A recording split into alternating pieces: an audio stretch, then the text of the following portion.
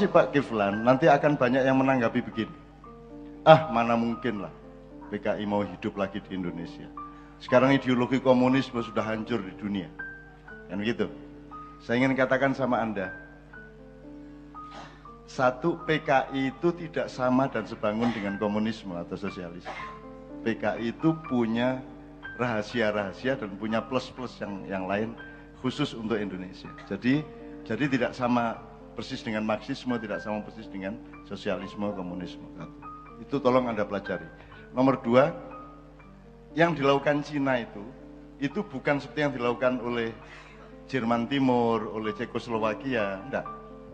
Jadi semua di dunia ini gumunan. Yang satu gumun sama ideologi kanan, yaitu kapitalisme dan demokrasi.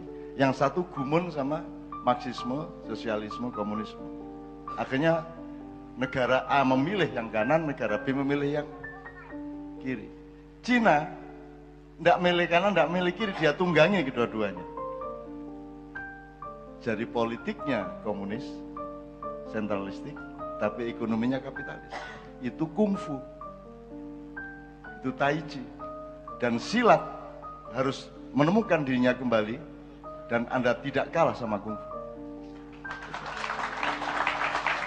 Nah, mulanya saya silat-silat aja gelut dhewe lah. Mencari hikmah dan ilmu dari disiplinnya masing-masing untuk nasionalisme yang sama. Nah, berlakulah di sini utlubul ilma walau bisin. Kamu harus belajar ilmu strategi sampai apapun seperti yang diomongkan Sabrang, sampai pun ke Cina. Jelas sekarang bahwa yang berkuasa sekarang adalah Cina di dunia, dan kamu harus belajar dari mereka supaya kamu tidak menjadi budak mereka. Gitu ya. Kan orang berpikirnya, lu kok Sino nang Cino? Lu iya, mergo dia yang paling siap untuk bikin kamu jadi budak. Nah, kamu belajar kepada mereka sampai sing cilik-cilik kok iso ya nek iko gawe warung awet sing kok gak, dari yang kecil-kecil sampai yang strategi global. Cina sangat luar biasa. Dan Anda harus belajar dari itu. Seharusnya pemerintah kita mempelajari itu sehingga bikin policy dan kebangunan negara ini nunggangi atau mengatasi strateginya Cina. Yang kita lakukan, pemerintah kita justru adalah memanggakan Cina untuk memperbudak kita, kan begitu. Monggo sampean perbudak kula pun suwe kula niki latang-latang dhewe. Itu ya, Mas. Jelas ya?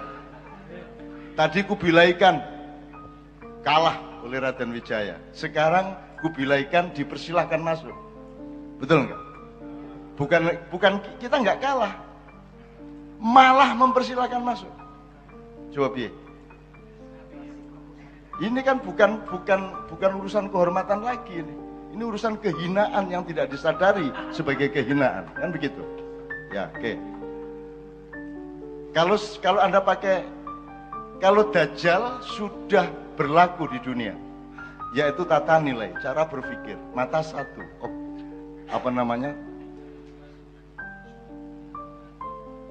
itu sudah sejak Renaissance Anda sudah pakai Dajjal. Sekarang Dajjal sudah tidak perlu ngapa-ngapain, dia tinggal ngerokok sudah berlaku dengan sendirinya dominonya. Sekarang kalau Dajjal itu kavalerinya, pasukan tanknya, pasukan berkudanya. Tapi yang sekarang akan masuk adalah infanterinya Dajjal yang bernama Ya'juj dan Ma'juj. Dan ciri-cirinya Anda browsing, Ya'juj Ma'juj. Salah satu cirinya adalah berkulit putih dan bermata sipit. Saya tidak mengatakan Cina, kita punya sahabat-sahabat Cina di mana-mana, dan mereka kita terima dengan baik, ya toh? Dan kita tidak anti mereka, kita juga tidak anti Tiongkok, tidak anti siapa-siapa. Cuman ojo nemen-nemen kan, ojo kontak kayak yatim jaluk usus kan, gitu mboten? Nah, kamu orang Jawa itu satu cirinya, ojo ngendas-ndasi, betul nggak? Ojo ngendas-ndasi, dan kamu akan dindas-ndasi, dan sudah dipersilakan oleh presidenmu supaya rakyat Indonesia dindas-ndasi karo wong-wong tukang jopo.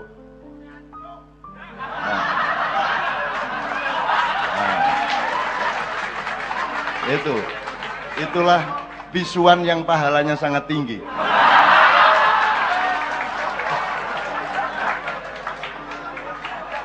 Saya bukan fanatik Jawa, saya cuman orang Jawa.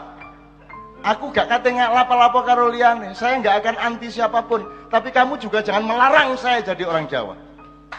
Gitu. Itu kalau di abad 18, kalau tuan-tuan tanah, orang-orang kaya di Eropa membeli budak, mereka filter yang orang Jawa dibebaskan. Kenapa? Iki wong Jawa iki ketok menganut, tapi dilungkas kon, ditunjuk kon. Mereka tidak berani memperbudak orang Jawa. Tidak berani memperbudak orang Nusantara. Sekarang kok gara-gara bal-balan nek wis mari nyelentang terus ngene nang ndase. Nah, sekarang Anda gelem dindas-ndasi, bahkan monggo sampean keplak, monggo sampean. Tumbuhkan sekarang. Sebagaimana Aceh menemukan dirinya, Minang menemukan dirinya, Bugis menemukan dirinya, Madura tidak perlu menemukan dirinya. Karena dia sudah selalu dirinya. Wow. Ya toh? Dia tidak berjarak dengan dirinya. Tidak mungkin orang Madura bukan Muslim. Wong PTA Islam. Ya toh? Oke.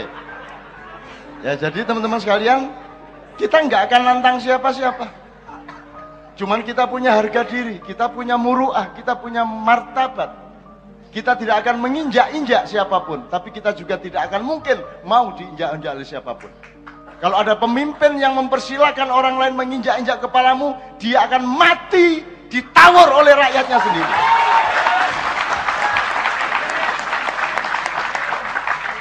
Mari keplok turu. Oke, satu lagi Pak Kiflan. Mereka ini pinter. Kalau upamanya nanti terjadi seperti yang diomongkan Pak Kiflan setelah 15 Agustus yang akan datang, itu bukan mereka akan bilang akan mendirikan partai komunis atau begini. Tidak begitu bahasanya. Itu dimaafkan dompleng isu HAM. HAM ini juga penipuan. Ya. Maka digiring masalah itu ke HAM. Jadi masalah Sidoarjo, masalah Kedungombo, Talangsari, Petrus, Trisakti penembakan mahasiswa. Nah, itu satu tema yaitu pelanggaran HAM. Dan TNI akan dianggap pelanggar HAM di tahun 1965. Nah, itu yang disebut seberang peperangan intelektual, dan Anda harus punya kritisisme begitu ada penindasan intelektual terjadi di Indonesia. Ngono ya, Rek ya. Wes. Jadi ini sekarang pangerannya Sabrang, dan dia sudah mengatakan, ayo ngelumpuk, jangan hanya siap perang fisik, tapi juga harus siap perang fisik, kan gitu kan? Itu juga harus tetap siap, semua kita siapkan. Artinya kita tetap akomodatif dengan teman-teman Tionghoa di sini. Awakmu UMR munggah, apa sebabnya? Mari ngono perusahaan sing gak kuat mesti bangkrut. Sehingga nanti yang bisa bikin perusahaan di sini adalah yang modalnya kuat, yang datangnya dari CUFO tadi. Jakarta sudah seperti itu Pak Kiflan. Jakarta sudah seperti itu. Pengusaha-pengusaha menengah bawah akan mati, dan yang bisa bikin usaha-usaha beli tanah, bikin gedung, punya omset hanya perusahaan-perusahaan CUFO yang modalnya tinggi. Jakarta sudah menjadi bukan Jakarta. Itu teman sekalian. Nah ini dipelajari, sabar. Dipelajari ya. Kapan saja pelajari ini. Pas karo bojomu wong loro ndek kamar mempelajari ini ya. Ngono ya. Dik kon aja sampai dadi Indonesia ya. Aja sampai ngene ya. Terus aku Cinone aja ngono ya.